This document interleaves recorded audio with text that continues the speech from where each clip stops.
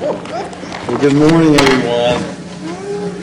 As you can see, we've got a quorum present. The court will please come to order. All of our members are here. All of our legal notices have been posted, and the court is duly called. Is there a motion to close the August term? Second. Okay, who made the motion? Did somebody get that? Motion carried. Secretary. Great. All those in favor, signify by saying aye. Aye. Aye. Motion carries unanimously. Is there a motion to open the September term? Second. All those in favor signify by saying aye. Aye. Aye. Motion carries unanimously, and the bailiff will please open court. All rise. The Dallas County Commissioners Court is now in session this September 2015 term. The Honorable Judge Jenkins presiding. Please remain standing for the invocation. And our invocation today will be given by a guest of Commissioner Cantrell. Judge and Commissioners, my guest today is Reverend Kenny Dixon. He is a native of Dallas and a second-generation United Methodist minister. He came to Christ United Methodist Church after serving as senior pastor at Floral Heights United Methodist Church in Wichita Falls, Farmersville United Methodist Church, and the Bogota Charge in Red River County. He also served as associate pastor at Holy Covenant United Methodist Church in Carrollton and Custard Road United Methodist Church in Plano. Reverend Kenny is a graduate of the Duke Divinity School and is passionate about preaching and dynamic worship.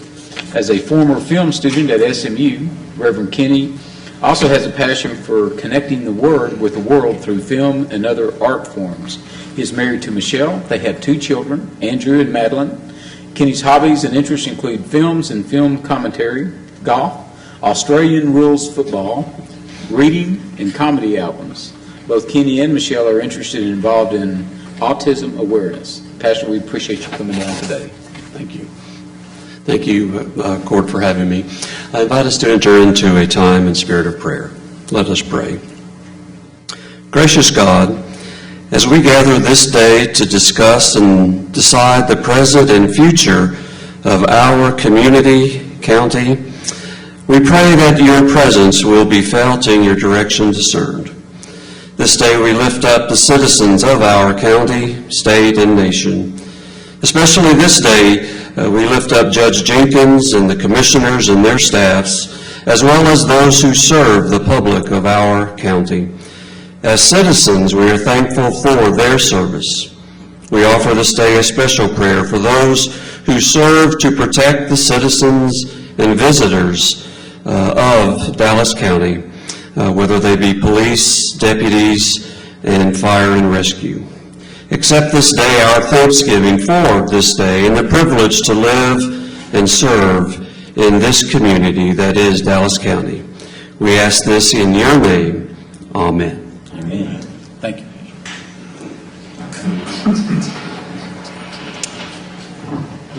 It's a special day. It's the first day of dove season for the hunters. It's 3 days until Kenny's Mustangs play my Baylor Bears, so it must be getting close to fall.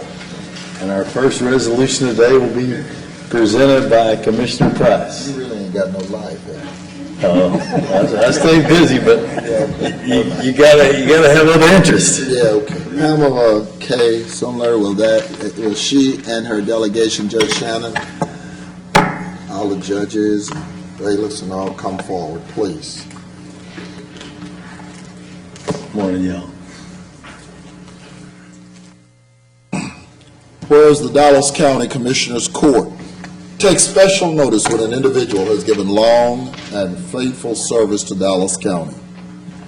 And whereas Pamela K. Sumler was born in Fairbanks, Alaska, she attended David W. Carter School in Dallas and Court Reporting Institute of Dallas, where she received an associate's degree.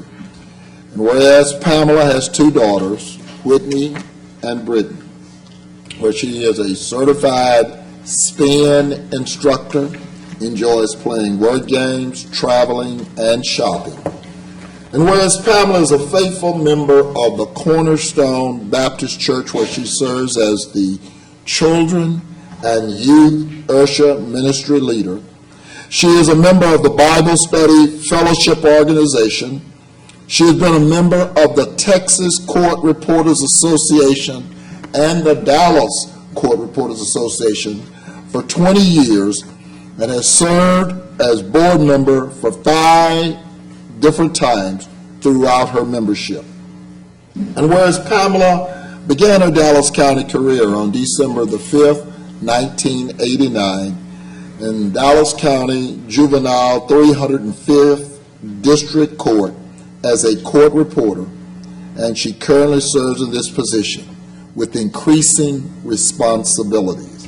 And whereas Pamela has served Dallas County continuously and diligently for over 25 years now, therefore, be it resolved that the Dallas County Commissioners Court does hereby recognize and extend sincere appreciation to Pamela K. Sumler for over 25 years of faithful service and further expresses best wishes in her future years of service to Dallas County, and I so move. Second. All right, all those in favor signify by saying aye. Aye. Aye. Motion carries unanimously. Before you speak, there's a lady to your left. I'm going to allow her to say something. Good morning, Judge and Commissioners. It's certainly a privilege to be here and to see Pam being recognized for her years of service.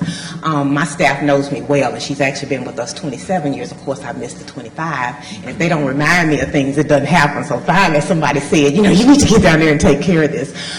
She has been faithful. She's been diligent. And she's been with me the entire 20 years. And so she knows me well.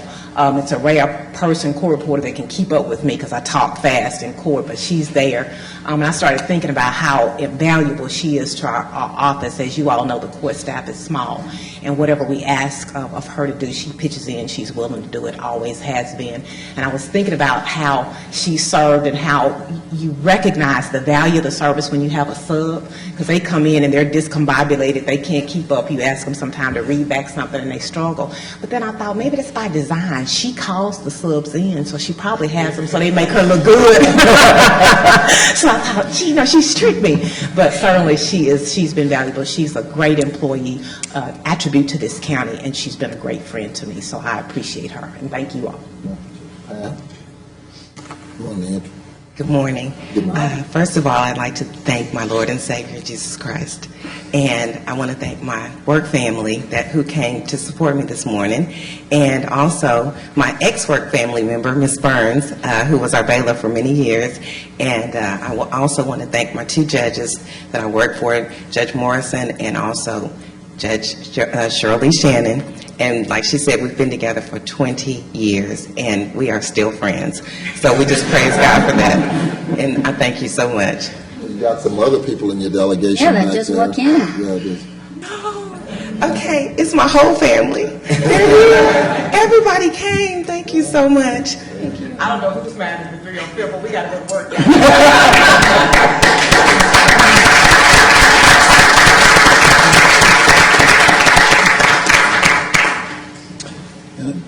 Excuse me, I've got the next resolution, and that's for Childhood Cancer Awareness Month, which is September. I won't read that resolution today. I've been asked to present it at another function, but let's keep in our thoughts and prayers this month the 15,000 children a year who are diagnosed with cancer in this country. About 3,000 of those children lose their battle with cancer. And we see a disproportionate amount of those kids here in the Metroplex because kids come from all over for their treatment here. And so I'll move for its adoption. She's already got a second. Second. All those in favor, please signify by saying aye. Aye. Aye. Any opposed? Motion carries unanimously. This takes us to our consent agenda. Is there a motion on the consent agenda? Pull personnel action. All right. Move for the consent agenda, taking out personal items, item number 6. Second. Any discussion? Oh, all right. So 1 through 5, Hold on 1 second. She didn't have it up yet. the motion will encompass 1 through 5. Correct.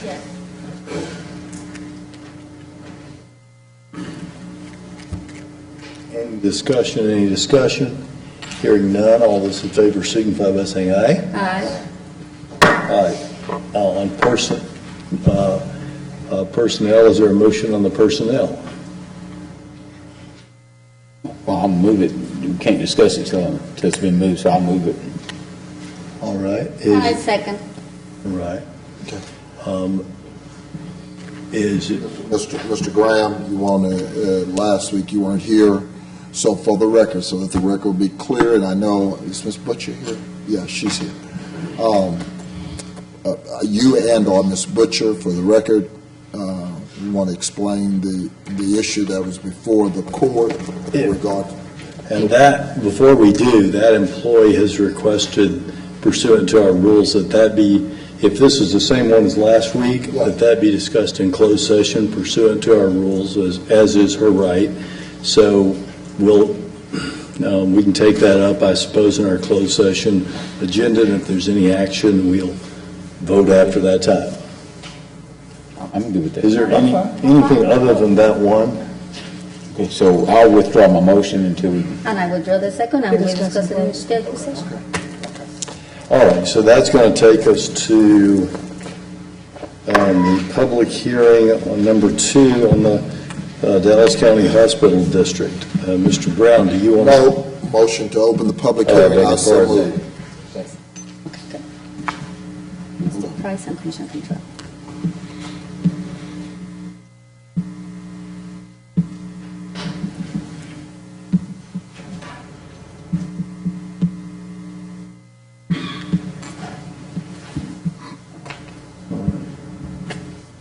All right, all those in favor signify by saying aye. Aye. Any opposed? Motion carries unanimously. And actually, I'm not sure any could oppose on that, but anyway, Mr. Brown, you want to take us through the public hearing? Yeah. Good morning, Commissioner and Judge. This is the second of 2 required public hearings on the Dallas County Hospital District tax rate. The proposed tax rate is 28.6 cents. This is the second year of this tax rate. All right. Okay, let me say for the record, there was an article with regards to whether or not this Commissioner's Court was in fact parlaying a unfunded mandate on the Dallas County Hospital District Board of Managers, so that the history will be complete, and most of those individuals on that board are not aware of the history.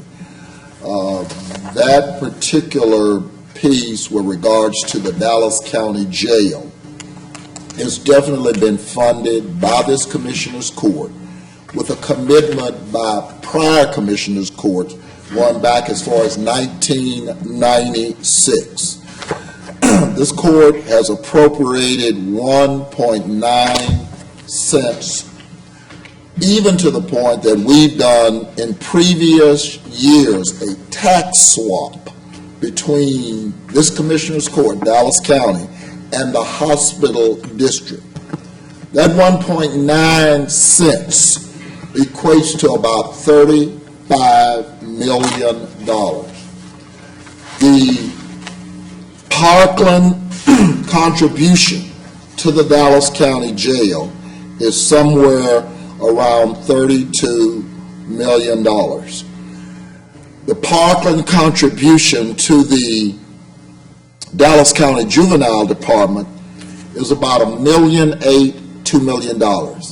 Regardless, the $35 million is more than sufficient to support the appropriation for the Dallas County Jail, which seems to be the concern of this board. And so I want to make that real clear for the record. We have now resurrected the court order as late as, I think it was 2007 or 9. 9. With regards to that particular portion. But prior to that, this court, this county has been committed as far back as a tobacco settlement to the Dallas County Jail and the appropriations to make sure that they were compensated. That is correct. Okay. It's not an unfunded mandate from this Commissioner's Court. Okay? Wanted that in the record. All right. Is there any other comments from the commissioners before we hear from public speakers? Any other comments? Any other comments? All right. Are there any public speakers regarding the tax rate on Parkland Hospital on the Dallas County Hospital District? Any public speakers? Any public speakers? Hearing none, is there a motion to close? Motion to close the public hearing on the Dallas County Hospital District tax rate. All right, all those in favor, signify by saying aye. Aye. Any opposed? Motion carries unanimously. All right, next we'll consider item K, which is the public hearing, number 2, on the Dallas County tax rate. The motion to open the public hearing on the Dallas County. I second. Okay. All right. All those in favor, signify by saying aye. Aye. Any opposed? Motion carries unanimously. All right, are there any comments from the dais regarding the tax rate? Mr. Brown, would you take us through the Yes, Judge and Commissioners. necessary? This is the second public hearing on the Dallas County tax rate. The proposed tax rate is 24.31 cents, and this is the sixth year of this rate. All right. All right, do we have any public speakers on the Dallas County tax rate as opposed to the hospital tax rate? Any public speakers? Any public speakers? Hearing none. Move to close the public hearing on the Dallas County tax rate. Judge, just a question on this. Sure. To Mr. Brown, with regards to the truancy, you said we were going to be getting a plan coming forward, and also and with regards to the budget, Dallas Challenge is taken out of that, out of the truancy component, is that correct? That is correct. There's a meeting with Dallas Challenge tonight to talk about the transition from them being a vendor to not being a vendor. Obviously, it's not going to be something we can do immediately October 1. There will be a transition period. Okay. But I'm assuming that everybody's looked at the impact it conceivably could have on the juvenile department. There has been multiple meetings that have been held by the county judge's office, including bringing in a vendor or an individual to talk to them last week. As of right now, the assumption in the budget is that there's no major changes other than the Dallas Challenge contract going away. The bill goes into effect today, and so I anticipate sometime in the next 4, 5, 6 months that we will be able to see what filings look like and be able to make any adjustments that are necessary at that point in time. You're not waiting on filings, you've done some analysis, haven't you? There is a distinct disparity of opinions as it relates to what the filings will be. I've had school districts tell me that they anticipate filings to be down dramatically, and I've had actually school districts that have said that they think filings will be up. And so until we can really get a feel of what the true impact is, then the right approach is to move forward with no changes. We can always make changes once we know what the actual impact is. We can give you a little bit more information on that.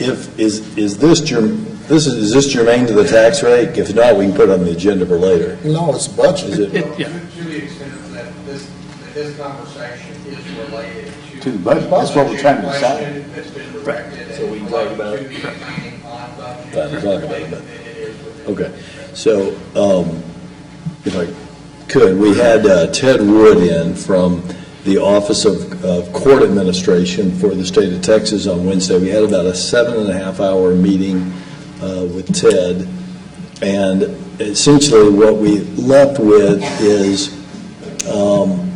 my personal thought is that there'll be less filings, but there's not a consensus amongst the school districts that there'll be less filings. I want to look at it closely. Some things that we're going to try to do to save money on the front end is right now we've had an associate judge handling some hearings with Cedar Hill. I'm going to try to flex our judges over primarily from the Garland Court, so because we have 2 judges in that court, so that we consolidate their hearings on that day and flex that person over. That saves us, if we can do away largely with the need for associate judges, that's going to save us $60,000 to $80,000.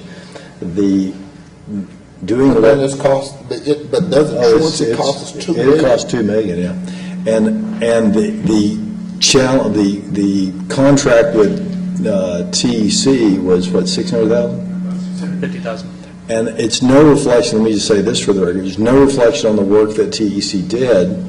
And in fact, I'm very hopeful that the people who worked at TEC who may be losing their jobs will be absorbed somewhere else because they have tremendous knowledge of working with juveniles.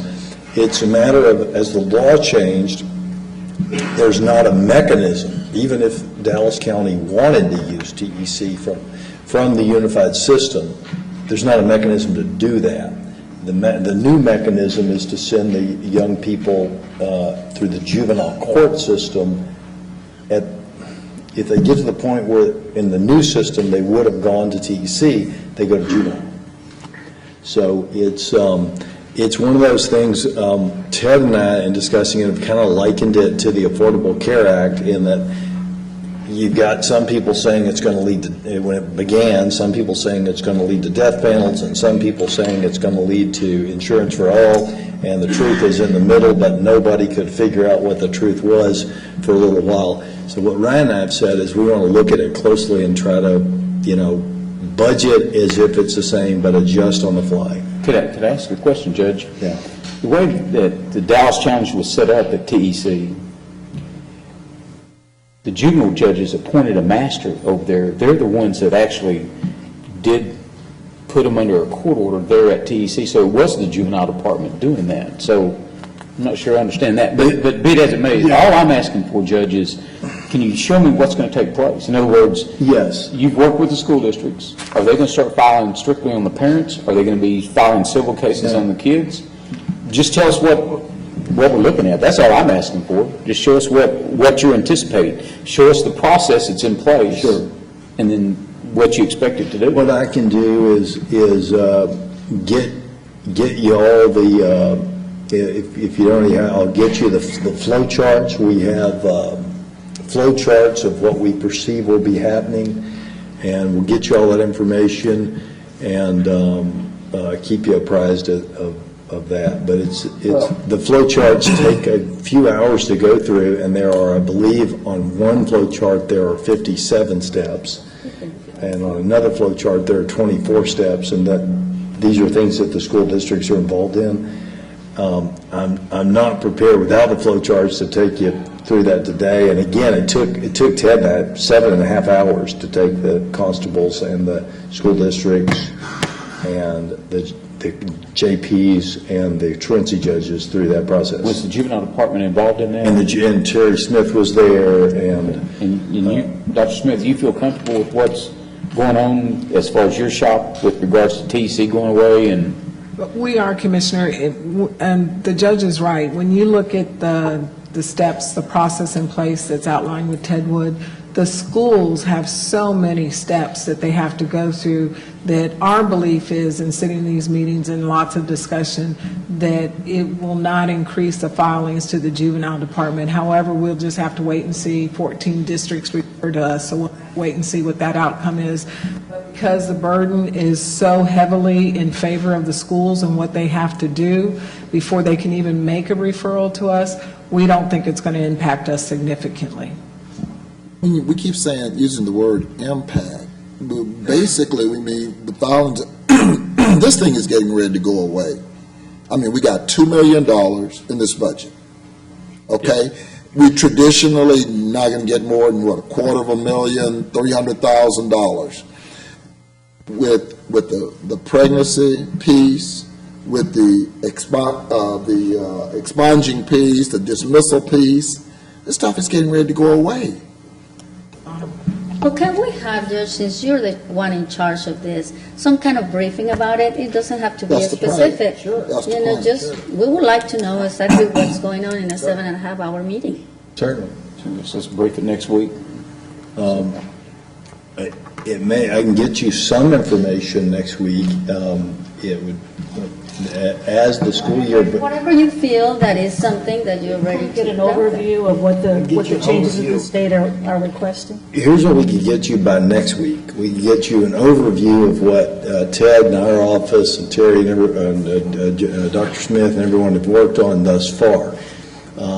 in probably the next month, we'll get a better feel for how the districts want to handle things. I can't get you information from the districts until they give it to me.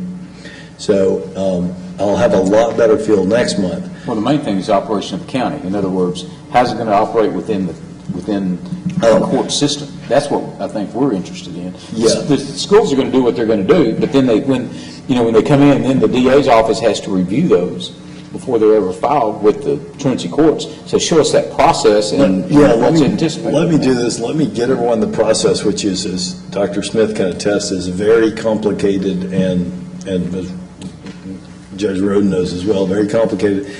Take a look at that and then see how you'd like us to proceed on the briefing. It may be the most boring briefing in the history of Commissioners Court if we were to put that on the court and have Ted come take us through it.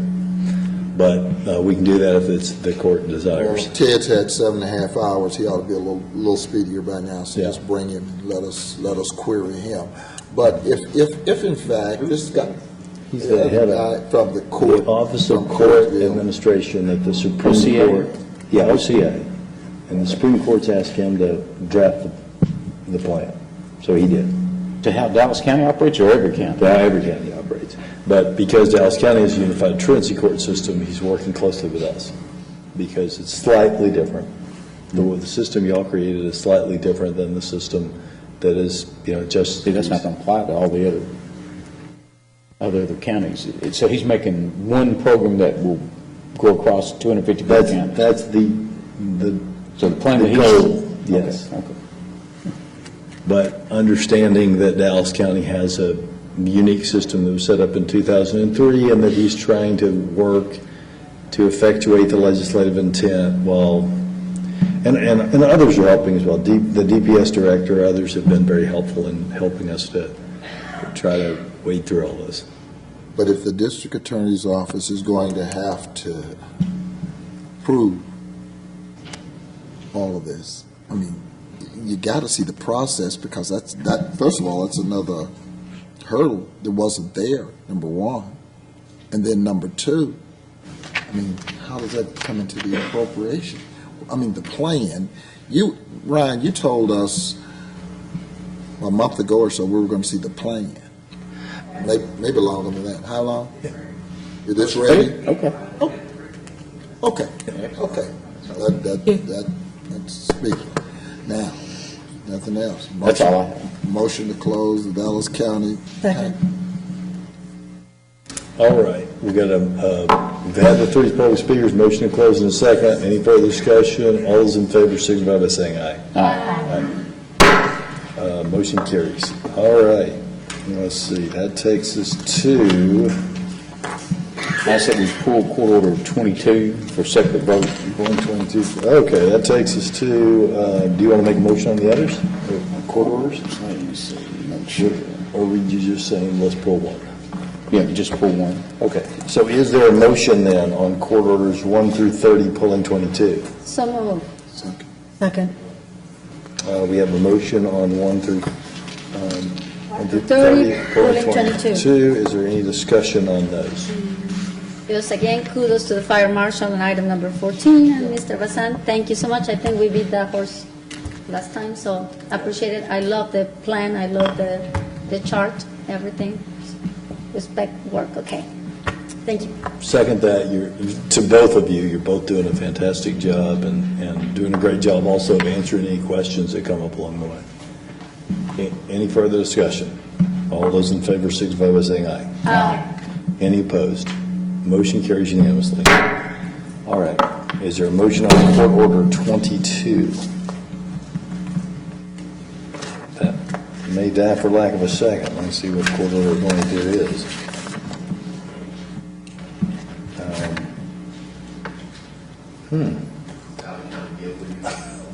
Okay, if no one's going to move it, I'm assuming it's going to die. Does no one want to move that? I mean, we discussed this like a month ago. And the discussion, if I remember correctly, colleagues, was that, sometimes the department heads, need to move into another municipality, location, and county, and they have to come to this court for permission, and sometimes that time is not enough. Is that the one that remember? Well, you heard that, but the administrator Hey, has. Okay, Mr. Martin. I mean, it's Technically, I think before we have discussion, somebody needs to move it. If nobody wants to move it, I think it does. Can we have discussion before anybody moves them? I don't think so. No. So, do you want me to move it so you can discuss it? What? I'll move it for discussion. She's moving for discussion. Will somebody second this for? Seconded for discussion. Okay. All right. So, go ahead, talk away. the current policy states that if somebody has a meeting in another county, you must inform the commissioners court that they have a meeting in another county. Well, you have department heads who have to go to meetings all over the state. A lot of us go to meetings in Tarrant County, including most of the people at this table here, and they have to get permission from commissioners court in order to do so. What we like to do is have department heads give approval for their staff and themselves who have to go out of county for a meeting.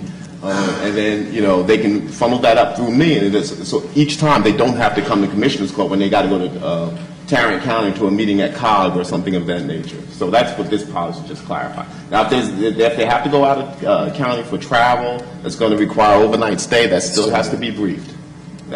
Anything that requires expenditure of funds would still have to be briefed. This is only to department heads, as I understood. Department heads and staff. The staff would have to inform department heads. And I'm requiring that all department heads have a policy for their out-of-county vehicles, their out-of-county usage. They need to have policies anyway for people who go out of county, who have to do business out of county. So, Yeah. And currently, we have a situation where a deputy that is in far south Dallas County, let's say the deputy is at Bear Creek Road, and that deputy's not going to be able to go to the gas station that's right over the county line at Red Oak Road. For instance, when I'm at COG, I might see, gosh, I don't know, 20 or 30 sometimes county employees out there at various trainings. Last time I was out there, I believe there was, I don't know if fire marshal was there or not, but there was a training, there was some health and human services, there was maybe, I can't remember who was there, but that's in Arlington, that's out of county. So. and that usually is the biggest issue, is the traveling to COG, which is out of county. I've got staff who have to go to the NCTRCA meeting, which is in Arlington.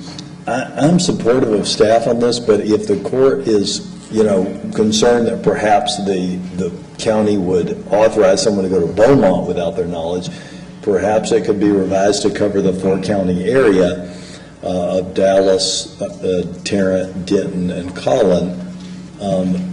There are frequent needs. For instance, I went to, of course, I went in my personal vehicle, but I went not too long ago for a very impromptu meeting with FEMA in Denton County, and found that I needed to have some county employees come to that meeting at FEMA's request, and ordered them to get up there immediately. And I think some of them came in county vehicles because we had to have that meeting. So that just allows for that. I don't think Darrell or Mr. Martin would allow it to be abused. Right. I mean, I think part of it is that our department heads have to be trusted to make sure that they are aware of their staff and where they're going. You think about when Mr. Thompson, had the issue with Ebola, and his folks had to run to Austin quickly. There's no time to really come before Commissioner's Court, but we all trust Mr. Thompson to make sure that his folks are going to get to Tarrant County, get to Austin and Travis County and get back here, and he's aware of where they're going. All departments need to have policies for how they... And here's another one. During Ebola, all the epidemiologists that had to track those disease contacts, we had several of them that lived, as it turned out, over the Collin County line. Right, that's right. And so how were we able to make it through that without a change in policy? in other words, they used personal vehicles, but they transported things that shouldn't be transported. Okay, so are you saying, Darrell, that elected officials aren't included in that? Well, I mean, elected officials are. Yeah, they sure are, aren't they? Well, So, for 20 years, we've done this in Dallas County since I've been here, and there hadn't been a problem. I'm not sure why there's a problem now. Well, I mean, it's not a problem. We're just trying to streamline some things, So you're- particularly going to every other week, because what happens, Everything in the county incrementally just keeps going. And when you do that, it's a slippery slope, because you're going to find those individuals that are taking them out of county, keeping them there overnight at their homes, because you have elected officials that say, I'm giving you permission, we can do it out in the county. again, we allow that to happen. That's a department, for department heads, that's an issue Why that, can't we take out elected officials and just let department heads? But is it the vehicle used that is the issue? Again, I mean. Well, the elected officials wouldn't be the ones that have the. No, we can Yeah, they amend would. it to take They out would. elected officials Elected and just officials- leave it to department heads. well, elected officials They get a car get a car allowance. allowance. That's right. So we can take them out. Yeah, exactly. So Correct. elected officials I aren't. will go ahead and make Well, a no, wait a motion. minute. It's the Now, the elected staff- officials over their staff. Yeah, no, it's not that the elected officials not the elected driving, official. unless it's Lupe Valdez is driving a vehicle with lights on it. It's that they have people who work for them, and those people may need to take that vehicle out of county for some reason, like to go to COG, and the way this policy would work is the elected official would authorize them to go to COG and tell Mr. Martin. Right. Which is, so you could say, we don't want the elected official, but then you would just be, that would just affect Lupe, or Sheriff Valdez and 5 constables. Judge, Commissioners, this issue came up because an employee was written up by the auditor's office for violating the existing policy. When that employee had to go to COG in Arlington to do county business, the employee was unaware of this requirement. Okay. Instead of going to COG, as his job requires, and it was written up for violating the policy. Now, that could have led to discipline, not to include termination. Now, obviously, it doesn't make sense to have a policy where you got to go to Arlington and you can be fired for doing your job. Right. The question ought to be whether or not in going to whatever county, is it within the scope of the employee's business? And if so, the department head or the elected official who the employee reports to ought to be able to say, yes, go do the county business, Yeah. if it means going to Arlington or some other county. As long as you can document, yes, in going to that other county, it was part of your business for Dallas County. Right. And that's all this policy is seeking to achieve. And if the court's uncomfortable, it could be revised, you could work with staff to revise it to, read it and looked at it because I had the same concerns that Commissioner Cantrell has. I don't want a situation where a constable can say to an employee, keep your car overnight in Collin County. Clearly, I don't want that to happen. But I do want a situation where no one gets in trouble when they're told by their boss to go to Arlington and they do that. Well, but they can also, under this policy, say, go to Austin and do this. And then all of a sudden, wait a minute, it's so late, the meeting's running so late, I need to go ahead and just spend the night in Austin. Well, then, They notify their department head, who notifies us that that's what they're doing, and then I have a record of it. and you would find out about it, and if you were unhappy with that, you could call that department head under the carpet and say, what are you doing with that? But, I mean, But Judge, even under the existing policy, that could still happen. Right. I mean, I can still take the vehicle and go out of county and do something that's not within the scope. I can be disciplined, but even the existing policy doesn't prevent me from going to some other county. I can do it and then notify you after the fact. This policy is saying to department heads, elected officials, look, we recognize your sphere of authority. We want you to authorize your employee to take it to a different county if it's part of your course and scope Right. of your employment for Dallas County. so, And I to illustrate, without getting, well, yeah, I guess I can illustrate this, is way past time now. So you had a situation with the epidemiologist where they had to go take people's temperature. You had a heightened sense of fear about Ebola.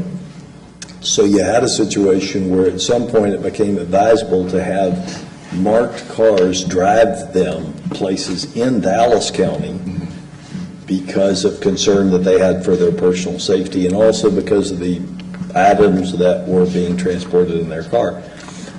However, when they went outside of Dallas County, because of this policy, they drove their personal vehicles. In this instance, no one took any blood samples. Let's say that Ebola, though, was a disease where you take blood samples and you take it back to the lab. It's probably not a very good policy that,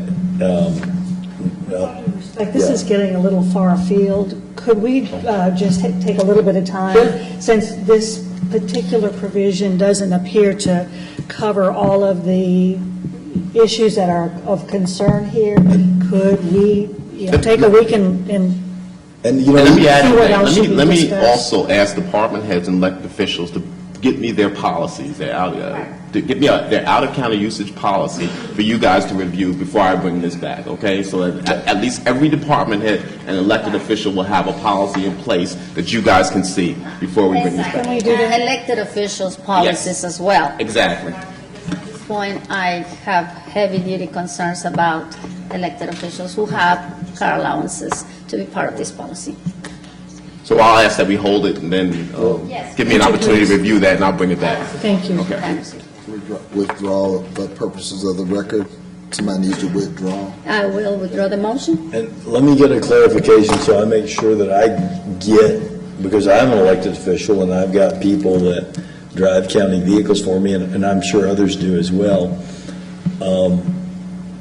The car allowances, as far as I know, the only people that get car allowances are the elected officials themselves, correct? Right, and department Okay. heads, and department heads. Sheriff, and the firemen, that's true, and the deputies and whatnot.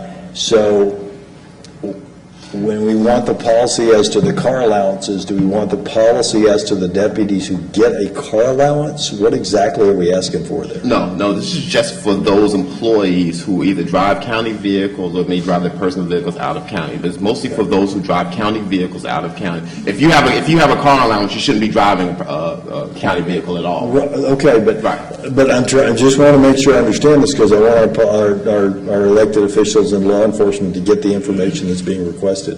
If a deputy has a car allowance, okay, and they decide to drive to see their aunt in Austin, that's not a problem, correct? I mean, if the deputy, instead of having a county car, has a car allowance, that deputy can use his car, his or her car as she deems fit, correct? His personal vehicle, correct. His personal vehicle. His that he own has personal vehicle. That he has a car allowance. Right.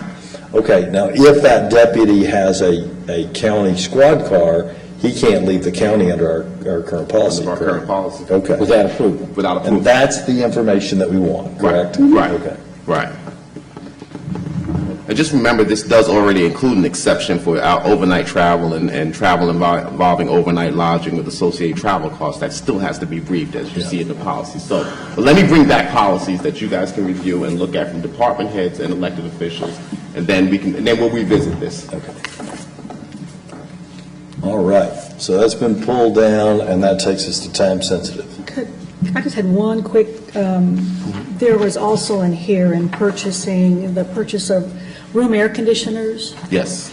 Could I make a suggestion that we put this item out for bid earlier so that we do not have to deal with an exception on this? Because I don't think it's any surprise that we deal with air conditioning and offering the service probably every year. Isn't that true? That's true.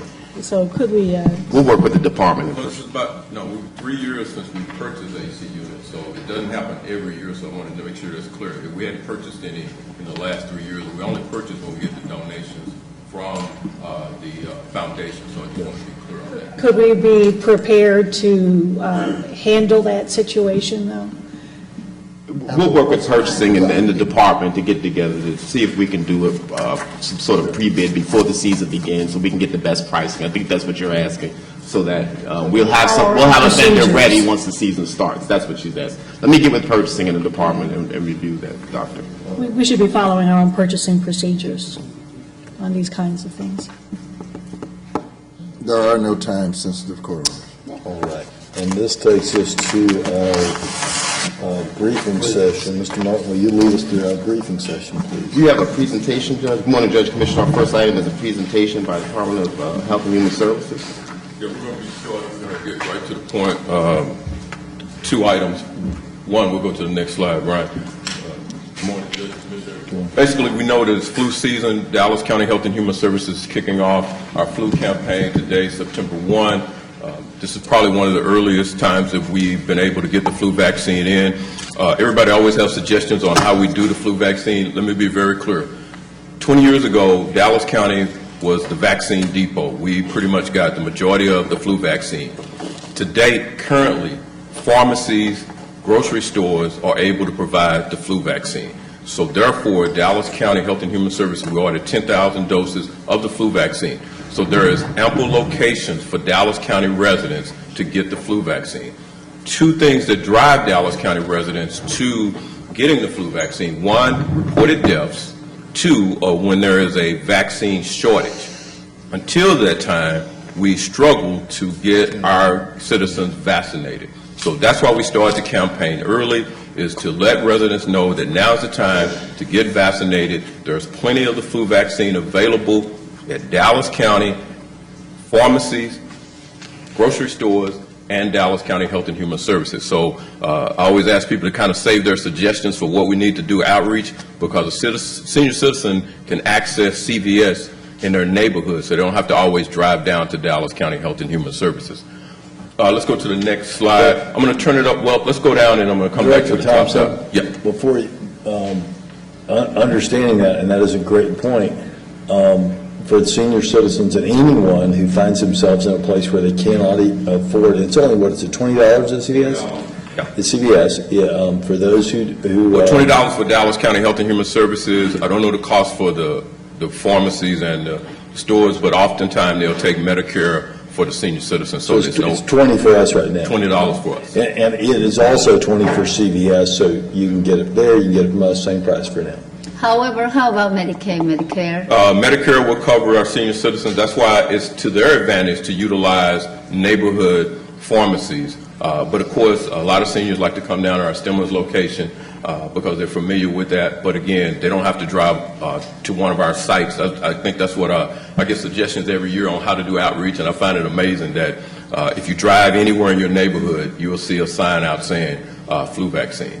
What we run into is that people wait till the last minute, and you have a lot of flu vaccine left over at the end of the season. Let me go down to the campaign, then I'm going to bring up the top doc. Go ahead, Ryan. Let's go all the way down. One more, I think. One more. Okay, so we basically have been doing our information campaign with our PIO, getting information out in English and Spanish, and so we want to just make sure that everyone understands that the campaign starts today and that we're encouraging Dallas County residents to get their flu vaccine today and throughout the season. Let's go back to that surveillance document. I'm going to bring up the top doc, and then we'll come up and talk about West Nile virus. Right there. Thank you, Director Thompson. Good morning, Judge Jenkins, Commissioners Court, and the citizens of Dallas County. Official flu season in Texas starts in October and extends into May. Therefore, we need to be proactive and get our vaccinations prior to the actual beginning of flu in our community, because it takes approximately 2 weeks for our bodies to mount an immune response after getting the vaccine. The vaccine is readily available across our community, so I'm encouraging everyone 6 months and older to get the flu vaccine, because we know it's a given. There will be a flu outbreak. It happens every year. Next slide. The flu surveillance report will start this month. It will give an overview of how many cases as far as influenza-like illnesses that have been evaluated in the medical community and reported to Dallas County Health and Human Services. It'll also indicate the strain of the flu that's circulating, whether it be H1N1, H3N2, influenza B. The vaccine that I'm encouraging everyone to get is predicted based on what has circulated in the southern hemisphere. Keep in mind, it's winter in the southern hemisphere and it's summer here. So the viruses are currently circulating across the globe, and every year the American Council of Immunization Practices make a prediction on what will occur here in North America, and that what compiles the vaccine that's readily available every year based on what has been circulating across the globe. Well, Dr. Perkins, yes, sir. Please, because I think Director Thompson talked about it a few minutes ago. And in the last year or so, or 2 years, whatever the time frame was with Ebola, I mean, everybody went into panic. And we hadn't seen probably 40 deaths, in the last several years with Ebola. But in this country, last couple of years, we've had over 50,000 flu deaths. Flu is highly contagious, more so than Ebola. because it's a respiratory illness that's spread through coughing, sneezing, droplets that suspended in the air, contaminate surfaces. People touch their nose, mouths, eyes, can get the virus into their body. It presents with various illness features such as high fever, muscle aches, headache, upset stomach. And those individuals that have other health-related issues, it can worsen the heart disease, the kidney disease, the respiratory conditions, whether it be asthma, COPD. So the best way to prevent the season that comes yearly is to get the flu vaccine, because we have, on average, anywhere from 5,000 to 6,000 to up to 50,000 deaths a year associated with this disease. Yes, ma'am. During the current fiscal year, there were 19 adult deaths. Is that out of the ordinary? That's the last flu season. That- Keep in mind, that's we're right, going I into the understand. 2015, 2016 flu season. So that was based on the 2014, Right, 2015. but is 19 unusual? Well, we recently started monitoring the adult influenza cases, but that's not required under Texas Health and Safety Code.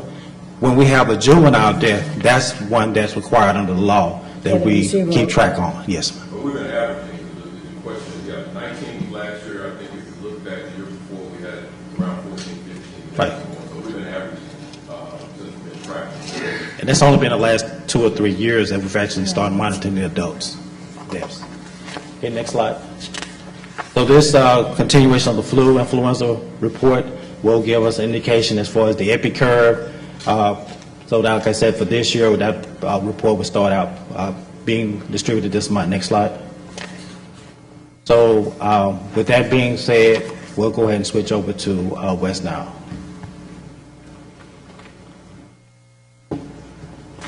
Two things before we bring it back up to top, Doc. One is that we are definitely still in the West Nile season. We're encouraging residents to use the 4Ds. The key point in this is that we've touched base with all of our cities also running simultaneously as we moved into September, is to make sure they start planning for next year's West Nile Season 2. Take lessons learned. We touched base with all of our cities about identifying contractors. They need to add additional people on the ground to support their municipality. So that's a message that we've discussed 2 years ago and ongoing with our cities. Let's go to the next slide. I wanted to point out, I got this particular report from one of our citizens regarding standing water in their neighborhood. So I just want to point out that I appreciate the citizens sending that, and we forwarded it on to the appropriate city to take action on it. Let's go to the next slide. I'm going to turn it over to the top doc. Thank you. In regards to the most recent West Nile surveillance report, to date we've had 12 cases confirmed in Dallas County. 6 of those are West Nile fever, and also we've had 6 West Nile neuroinvasive disease, which includes 2 deaths. In regard to our vector index, which gives us an indication of the abundance of mosquitoes, the infectivity rate of the mosquitoes, portion of that is on the decline. The official West Nile season ends in October. We've actually peaked in regards to the historical data. However, we are expecting more cases, and I'm encouraging everyone to continue to utilize personal protection, because we have so many activities that are planned related to school, like sporting events, i.e. football, band, etc. So this is the time where we need to definitely not let our guard down, because we're going to be attending a lot of outside school-associated activities. So we need to be more cognizant of the fact that we need to continue to dress appropriately, long sleeve, long pants, use insect repellent, and unfortunately, sometimes those events occur when mosquito activity is most prevalent. Thank you. I think the last slide, we'll continue down. Let's go to the next one. There should be one more after that, I think. Okay, so Dr. Perkins will come up. We've already been updated on, we'll give a quick piece on the mumps situation. Okay. In regards to measles, mumps, and rubella, it's a vaccine that is a trivalent, in other words, it has 3 viruses that it addresses in regards to vaccination. Since we've had this vaccine of measles, mumps, rubella, we've seen a significant decrease in all 3 of these childhood-related illnesses.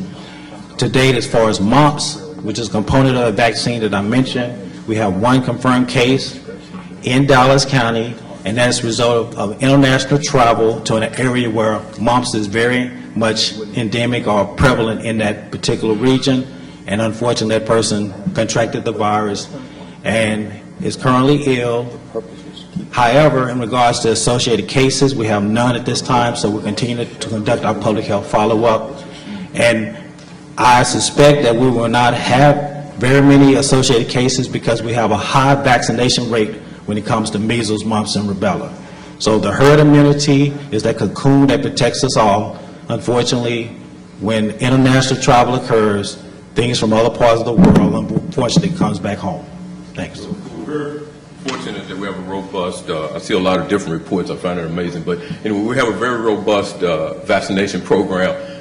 The key point is there is a phenomenon where there are residents that are opting out, their children are opting out of getting vaccinations. And we said this 3 or 4 years ago, this is a statement we made here, is that if that continues, we will see these type of outbreaks associated with it. So we're encouraging Dallas County residents to get their information from their primary physicians and not from the internet, and that would help us out a lot because the misinformation that's out there is really confusing a lot of people. So in situations where we're responding to the MMR, we have vaccine, preventable vaccine available, and that should be utilized. But what we're seeing is, and I don't know why, but there's a trend where people are opting out, and that's going to have an impact on all of our urban cities until we get a handle on why that information exists. So thanks a lot. We won't have another West Nile update. Because the information is out there on a misguided autism report. Thanks, sir. Okay. Thank you, Director Thompson. Under item budget, number 2, accept the county and district clerk fiscal year 2016 archive fee plans as proposed. I asked budget with regards to the funding on those plans. It's my understanding that both are the plans sufficient to carry out, funded sufficiently to carry out. The current balance of the plans would not cover the county clerk's preservations, but given the fact that that will be a multi-year project, that he should be okay on the cash flow as long as we continue to collect the fee for him. His current balance was about $7.1 million, and that project is... That's county clerk. Yeah, the county clerk. Correct. That project's anticipated to be between $12 and $14 million. The district clerk is a much smaller fee because there's fewer filings. They have $410,000 in their fine. But I saw, I thought that in the district clerk plan, $456,000 or something, but I saw a lot of either, where are they presently in terms of their, they had a number of individuals who assigned to this program, to this plan, for the archive plan, and where is it located presently? Well, their archive plan, I assume, is referencing the individuals that they have assigned to their scanning projects because of the paperless project that they're doing. Typically, most of what they're using their funds for is one-time capital purchases, when they purchase new scanners, when they purchase those types of items. And the district clerk will continue to do so. Yeah. I don't believe there's very many staff, if any staff at this point. So the they had supervisor, 3 or 4, I think they had about 3 or 4 individuals, so designated in the plan. Okay, so the $456 will cover. Yeah, but 410 is the current balance, then they'll get additional dollars coming in for the next year, so it should be adequate. Okay, got it, okay.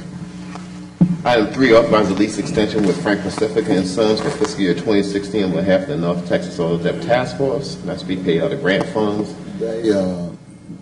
That's been around since 2001.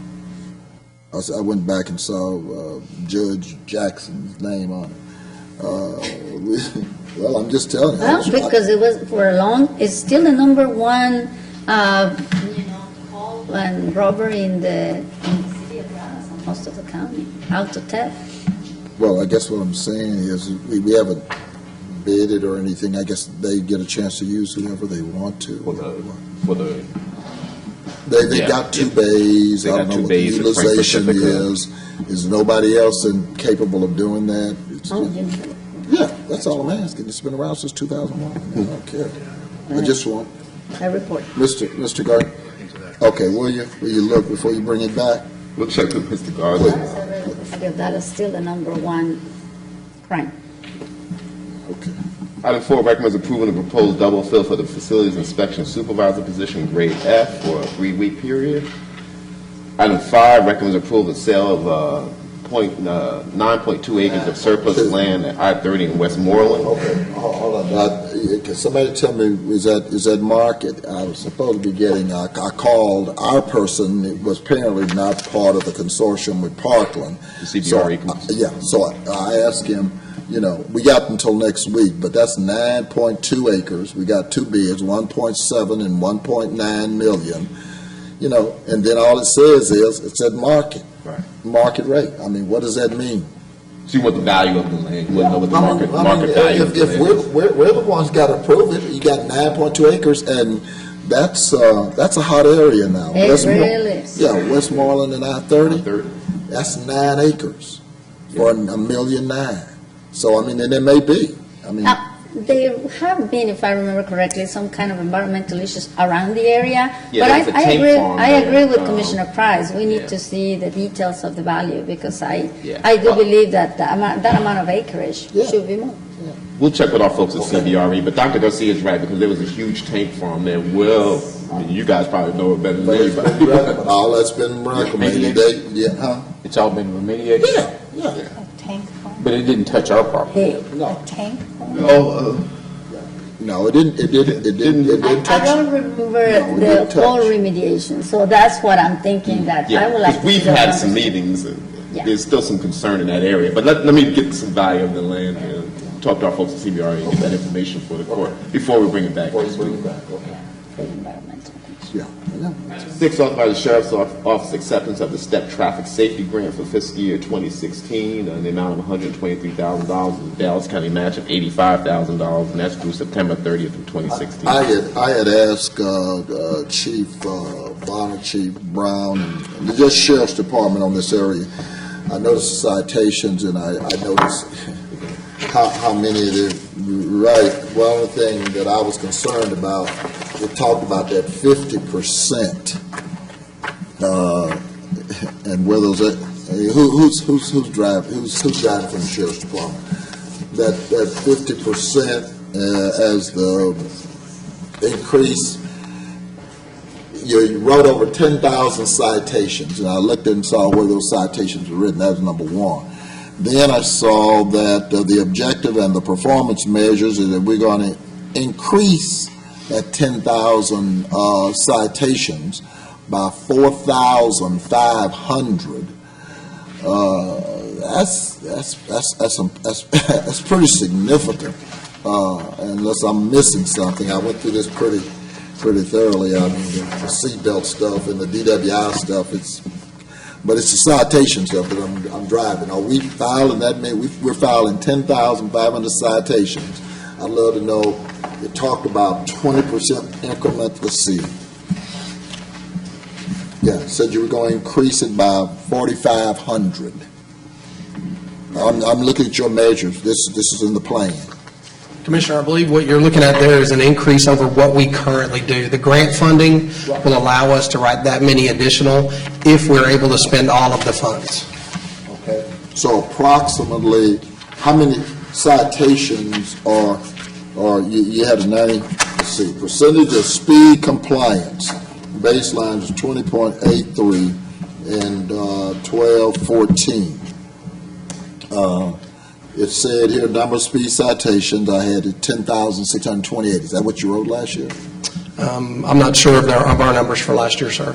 Well, it said baseline numbers from 10, 20, 10, 13 to 930. It said 10,600. And only thing I guess I'm asking, that's what you wrote for that year, but then you said here you planned on increasing it by 4,500. And of course, I'm looking to try to see where you're writing all of this, because it talks about the percentage of coverage. So I believe what we're looking at there is those are the numbers that we wrote with the grant from last year. And then above what our baseline is from the traffic division, just regular duty. So we're not going to increase that above those numbers from last year. That increase, whenever it speaks of an increase, that's an increase above what our baseline traffic division does.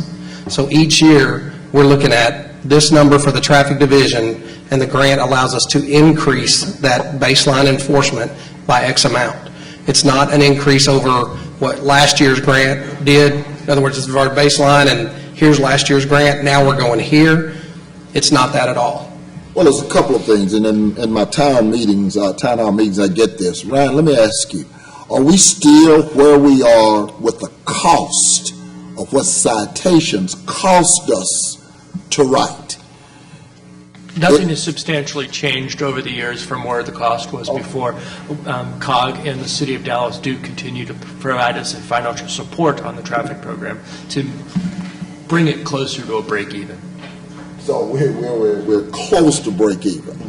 Yeah, the last time it was costing us money on this whole citation. Right, this is not the sheriff part, I'm just talking about. There's a contribution that the county puts in towards the traffic enforcement piece of it due to the congestion mitigation advantages of having that program. And that's. Yeah, I mean, remember, this is geared just for DWI and speeding tickets and seatbelt tickets. Yeah, the traffic program as a whole is really much more in a clearing accidents on the freeways and making sure that the congestion mitigation issues that cause are cleaned up. And as an offshoot, they do write tickets. Well, this grant does nothing with congestion mitigation. Oh, I understand. Okay. I understand. Okay, so this is. But it does, I was very surprised to see the compliance, for example, the education that these programs do when it comes to baseline information. We have a 97.34% of belt usage, seatbelt belt usage, DWI also, awareness and compliance. So I think that while I understand what Commissioner Price is saying, that in the big picture we probably don't collect a lot of these citations, I think the value of these particular grants is education and awareness in the community, especially when it comes to DWI safety issues. And I agree with them, but when you get out into your public, when they start hearing citation, they want to know, and you do a great job. You have a heck of a presence. They say, the sheriff's department, they seem to be like WAS, all in our community, And not spread out. Yeah, exactly. Yeah, I understand. Yeah, and so that's what I'm hearing, and so when I see these numbers. Remember, the city of Dallas also just paid for certain areas for traffic enforcement. So I think you're on 35, parts of 67. I think Duncanville pays for parts of 20 and parts of 30. 175 and 30 and 20. Right. Yeah, and that's an important point that, just to make sure everyone understands, it's not that the sheriff's office or that Sheriff Valdez is choosing where to be. It's that the city of Dallas and the city of Duncanville and people who are paying into the program to put sheriff's traffic together so they can do community policing and be in the neighborhoods, they are saying they want people in certain places. I share Commissioner Price's concerns, though, that traffic enforcement should be diffuse. I mean, and I think that's something we need to work with our city, and I will try to work with the city of Dallas. Duncanville, it is what it is. It's a small city in a small area, but I'll try to work with the city of Dallas to move some of that to a more diffuse part of Dallas. But the STEP grant is county-wide. I mean, as opposed to the specific traffic program that the city and COG pays for, the STEP grant is county-wide. Right. No, and these aren't county numbers. It talks about that. But you're still filing primarily in one JP court, and that's what Commissioner Price is alluding to. So no matter how you parse it, It's still the one. it still is what it is. Yeah. It is what it is. If I might, the enforcement aspect to our traffic division, there are studies from NHTSA, Federal Highway, that all correspond to where you have increased enforcement, you have a reduced number of accidents. So that reduced number of accidents works through the CMA, the congestion mitigation. It moves our citizens faster from point A to point B, which is one of their most predominant concerns in our region. And it reduces the need, the number of people who are going to our county hospitals and our county facilities. And so there's an offset to that expense when they don't go to Parkland to be treated. So, and when it comes to the grant enforcement, there are some areas where enforcement is very difficult to conduct. There's just not room for it. So some of those areas where we maybe have a heightened... Because we're in the wide open area outside, we get to, yeah, okay, I got you. Very, very difficult for safe enforcement. And so we have to conduct our efforts in areas where it's feasible to do that and still get it close to those areas where the accidents are in fact occurring. Well, I agree with everything you said about, and it's hard to put a dollar value and quantify the life that's saved from the wreck that doesn't happen because of the great enforcement that you're doing. But I hope everyone can also see Commissioner Price's point as well, that... Judge, you get an annual report of the ethnic group that we stop, and we're very, it's very open, it's very clear, everybody gets it. And every time I see it, it's very fair. It's all across the board. Well, no, the concentration, Sheriff, even if you just look in the courts alone, we know where it's occurring, and this is not, this is no, indictment on you. I'm saying in terms of our constituency, I get this, and the numbers bear it out. I mean, the numbers are bearing it out. I mean, I know, and I'm sure Sergeant, Captain, and all of them, they'll tell you. I guess the average speed, as he just said, and I'm not worried about what's going up on 635, because they couldn't drive 80 miles an hour up there if they wanted to. But down there, the average speed, the average speed is over 80 miles an hour. Well, if the average speed is over 80, I know what's going on. But it's just interesting that when I see and Sergeant just explained, but when I see 4,500 and I saw 10,000 last year, I'm like, wow, somebody's taking, pick up some enforcement. Like you said, that's over above your baseline. That's definitely 40%, and and you're getting close to 50%, and so you're not adding any more staff, so those are grants. That's I got you. But I just wanted to bring that up. You got very responsive, and like you said, you do the report. We read the reports. We read all the numbers, but we still have constituents who say, why? I know who's in those courts. I know who's in those programs. They say, wait, why every time we look up and it's the sheriff's department in our community, as opposed to elsewhere. If they'll pay us, we'll be glad to go anywhere else. Yeah, okay. And there are areas other than South Dallas where people drive fast. The tollway, people drive very fast. We're up 35 quite a bit, all the way up to Carrollton. DPS on top. All the way up to Carrollton on 35. Yeah. And they're pretty active also. Yeah. Okay. Thank you. Sarah. Thank you. Item 7, recommends approval of the contract for PCCI sublease of 11,381 square feet of Parkland office space at 8435 Stemmons. Item 8, recommends approval of the lease contract of 8818 John Carpenter Freeway for the base term of $7.7 million. Question about this? Okay, yeah. PCCI, that looks like that's remaining pretty constant. But this $7 million, am I missing something? Are we going to lease for $7 million as opposed to go and purchase something for archives? I mean, is something I'm missing there? I'm having a lot of issues with stuff that they're doing. I had questions as well, and my understanding is the people that negotiated this lease are out of town this week. Well, then pull it. We need to note this week, so I'll make sure that. Yeah, if we don't get all the questions answered this week, then we probably need to pull up for another week. But we'll hold it until we get the questions answered. Because yes, it is a 10-year lease, 11-year lease. It's a 10-year lease, and it's also incredibly variable. Why is that?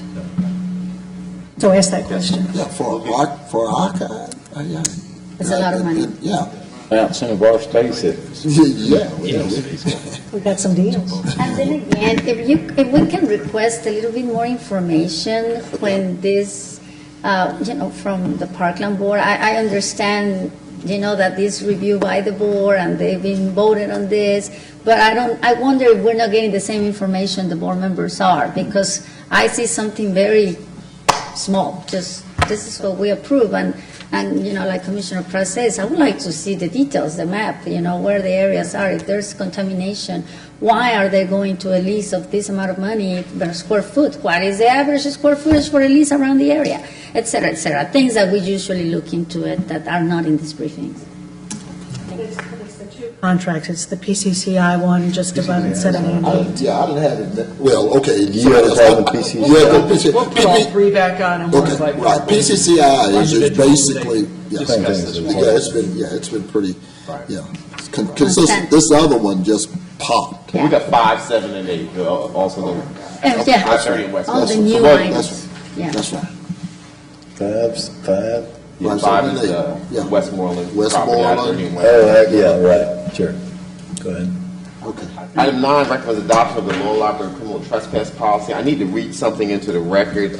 Ms. Nicholas made a slight change. There was a request by, I believe, one of you court members regarding item 2I, which is the use of cell phones. The new language will read as follows: using cell phones, pagers, and other electronic devices in a manner that disturbs others. All phones and other audible electronic devices must have ringers turned off or to a non-audible vibrate, and calls should be made taken in the lobby or out of doors. Text messaging and other silent, non-audible cell phone functions are permitted. So that's the change. Before it was not allowed, but we added that piece back in. So that will be in on the policy that we present next week. And I want to commend Ms. Nichols for working on that policy, and I think she's done a good job of putting in place fair rules and ensuring a very important civil right. It's very important that our citizens have access to a law library. Item 10, engineering and project management, authorize the issuance of AEIDIQ work order number 10, modification number 4, in the amount of $4,500 to Moody Nolan VAI for professional design services for structural analysis and design for supporting the emergency generator fuel storage tank at 2121 Panoramic. Item 11, authorize the issue of AEIDIQ work order number 7 for the Dog Park development in the amount of $20,000 to Friesen Nichols for professional design services for Road and Bridge Facility number 1. Item 12, approve the investment grade audit performed by Schneider Electric for the specified needed improvements to the Sterling Crowley Complex and various other Dallas County facilities. The investment grade audit will follow the same methodology as previous audits according to the energy performance contract documents. Facilities management, item 13, recommends the county approve work order number 18 for workplace strategies and space utilization planning. Governmental affairs, continuing education requirements approved for Judge Jenkins, item 14, and for item 15 for Commissioner Price and Commissioner Cantrell. Health and Human Services approved item 16, approved the authorization of the county treasurer polling withdrawn to release payroll for the months of September, October, and November for Department of State Health Services contract HIV surveillance. And for item 17, again, approve payroll for the State Health Service contract for STD HIV. And 18, approve payroll for HIV perinatal prevention. Item 19, approve the renewal agreement for subcontracted child immunization services between the City of Richardson on behalf of Dallas County Health and Human Services. Item 20, approve the fiscal year 2015 Department of State Health Services HIV Ryan White contract number, 7-month extension from September 1, 2015 to March 31st, 2016 for an additional amount of $2.1 million. Human Resources recommends approval to utilize Dallas Morning News, social media resources, and other web and printed sources for recruiting pool of suitable candidates for position vacancies throughout the county. Item 22, approve the personal services contract with Austin Ribbon and Computing Services. And juvenile, items 23 through 31 are items previously approved by the Juvenile Board. If there are any questions on any of those. And your last item is item 32, is accept the offer for $2,500 to purchase tax foreclosed property at 20 Rayburn Drive in DeSoto, Texas. And Judge, if there are no questions on miscellaneous, you do have 4 speakers listed. One quick question on the miscellaneous brief. The first item usually refers to interpreters in our criminal justice. Correct. But this particular month, there are only 5 requests. Usually there are 15, 20. As we get them, Any idea? we brief them, and so that they come in at this point. I would anticipate that you'll continue to see these come through all the way through October, November. Oh, because- no, but they're usually 3 times this number, 4 times this number. I was just curious. No, The courts are still going. that's all I wanted to know. Thank you very much. And one more thing, Mr. Martin, on the human resources, item 21, the utilization of various advertising sources. Yes. Mr., can I have the complete list of what we are, and are we tracking the results? Mr. Grant? When we actually advertise in the different sources, when they fill out an application via our recruitment, it gives them the option to say where they actually heard about the position. But that's an option, it's not mandatory. So we do have limited data on that, but not real good, concise data. And we only usually, Yeah, because I we mean, have whatever limited budget. information you have, I know things are changing, and I know, for example, in my private business, printed media is not really the one that gives anymore the most bang for the buck. But, I mean, any information that you have about that, how are we tracking, how are we doing? I know social media is extremely strong now in hiring and, backgrounds and everything. So if you can get me any of that information, I would like to see it. Okay. Thank you so much. Thank you, Mr. Martin. Thank you, Doctor. Right, so, sorry, I'm kind of, all right, will the bailiff please read the rules of decorum for our public speakers? All Commissioners Court attendees are hereby advised that this meeting is conducted in accordance with the provisions of Dallas County Code, Section 74-71. Visitors and registered speakers are to preserve order and decorum at all times. Personal, profane, or slanderous remarks are not appropriate and will not be allowed at any time during this public meeting. Any and all applause to be kept brief and endurance of time constraints. Disruptive visitors and your registered speakers may be removed and are subject to the penalties provided in the State of Texas Penal Code, Sections 38.13, 42.01, and 42.05. Registered individual speakers are limited to a maximum of 3 minutes, and the maximum discussion of any one topic is limited to 30 minutes.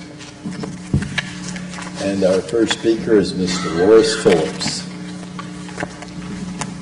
Bailiff?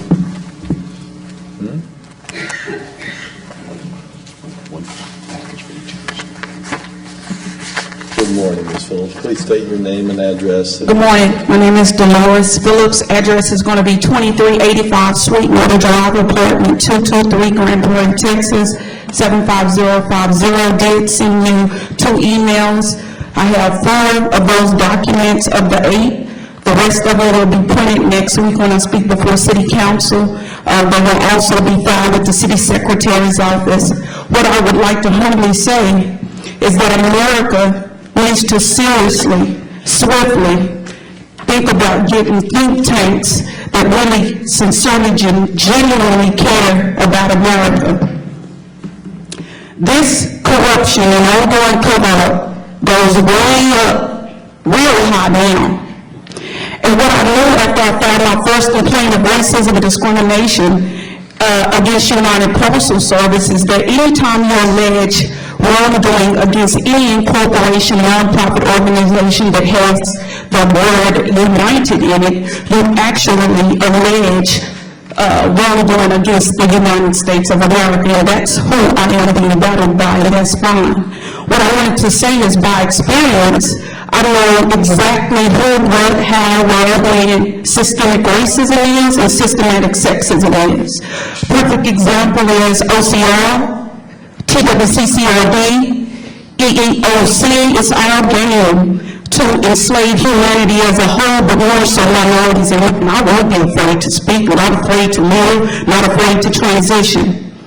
Now, what is mind-boggling to me is how minorities are re-victimized through the court system because they duly allege wrongdoing, and non-minorities are granted white privilege for alleging racism and discrimination, given our past of brutal, deadly, dangerous white supremacy racism. I'm being bothered about right now. What I also wanted to hold to share with you is that racism begets racism, hate begets hate. And it takes a cold-hearted person to go unload 15 bullets on a public servant. And so does it take a cold-hearted person to sit in a church, have ample time to think about what he planned to do.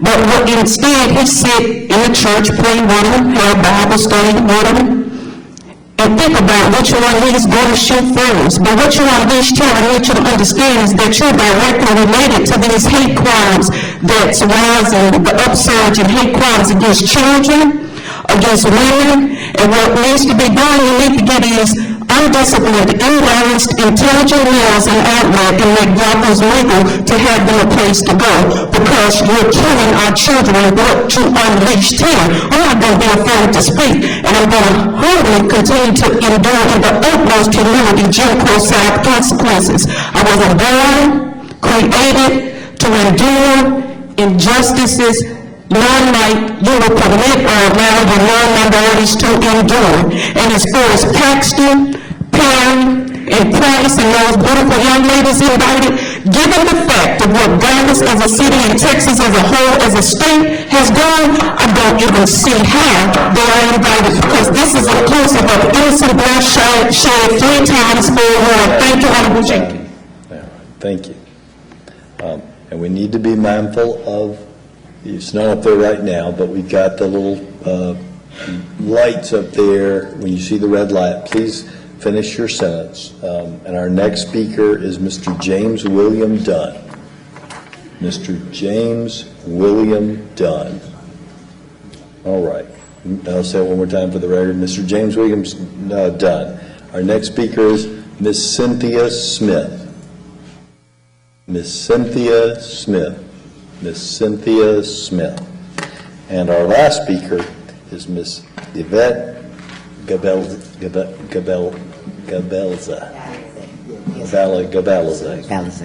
Hi. Balaze. And I had John right, or Commissioner Price right after. French and Balaze, but he's from Waxahachie. I'm from Waxahachie, you know. Balaze, it's Liberian. I just barely speak English, I'm sorry. It's all right. But I love you. Oh, you speak Texan, that's all right. All right. Balaze. Balaze, yes. All right, ready? All right, well, my name is Yvette Balaze, and today I'm here to talk about cite and release. I appreciate everybody being candid and honest about what they know about cite and release and how it is being enforced here in Dallas County. But the way I was raised is that a half-truth is also kind of a lie. So we need to come out and tell the full truth. House Bill 2391, in the law it says that this is to be a county-wide policy. This is not something that certain departments in certain cities can just pick and choose and how they're going to interpret this law. I've spoken to all 26 chiefs of police here in Dallas County. Everybody's ready for the changeover. I've recorded all these conversations, and I've had some chiefs say, well, I don't like that law, and if it were up to me, I wouldn't allow my officers to enforce that. But they still agree that they would want their officers to have discretion to be able to give somebody for a ticket for all of the offenses that fall under House Bill 2391. Another thing that we need to, that I do want to bring up briefly, part of the reason why this law is not being properly enforced is because the district attorney is supposed to be the one that makes it a county-wide policy. The last district attorney last year was very hard to reach because of whatever. This district attorney has come out. She's very brave. I have sympathy for her. She is a victim of situations, and she is sick. So I want people to realize that when somebody is sick and unable to make certain decisions, things need to be done to where the citizens of Dallas County can still be protected and the laws can still be enforced properly. So where we're at now is, you know, I've been trying to reach the district attorney's office for about 1.5 years since I've been in Dallas County, the two different DAs, and I have gotten nowhere. Even after Channel 4, Fox News, and Dallas Morning News did stories on cite and release, I recently called the district attorney's office, and one of the admin officers said he'd never heard of the law, and he needed time to do research on it before he got back with me, and they never got back with me. So I need some assistance. The citizens in Dallas County need some assistance. We need full truth, full disclosure. Just real quick, there are certain departments that are taking small amounts of marijuana and throwing them out, and then giving the person a Class C paraphernalia ticket. That is unlawful. And I believe that because the district attorney's office isn't doing their job, these departments are forced to break the law now, and that will be addressed if we're not able to get some conclusion. So, thank you. Thank y'all for your time. And that is our last public speaker. Oh, I'm sorry, you got to bring up?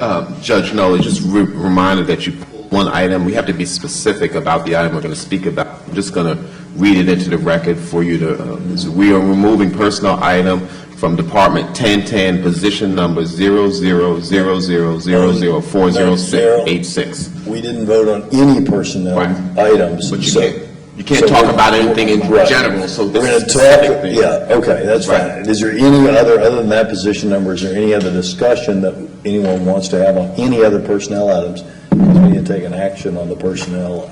There's many other personnel items. Any other thing that needs to be read into the record other than that one position?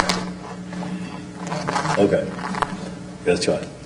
Okay, and so now we will adjourn for our closed session to consider items under Chapter 551 of the Government Code as previously posted and as pulled today and read into the record moments ago by Mr. Martin. Any action as a result of the closed session will take place in a subsequent open session. We'll begin our closed session momentarily.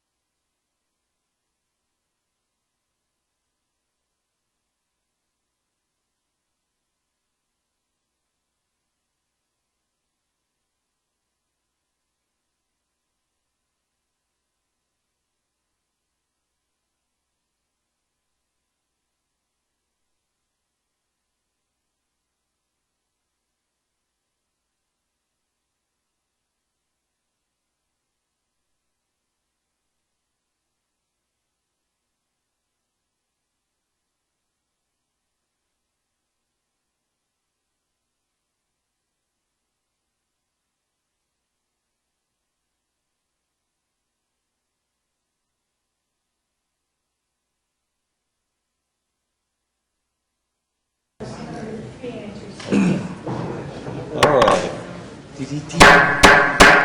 The court is back on the record. Is there a motion on the personnel items? There's a motion. I'll second, but I do want the comment in the record to say that both from the auditors and from the personnel, HR, it is compliant not only with policy, but it's not treated differently with regards to the rest of the county. Right.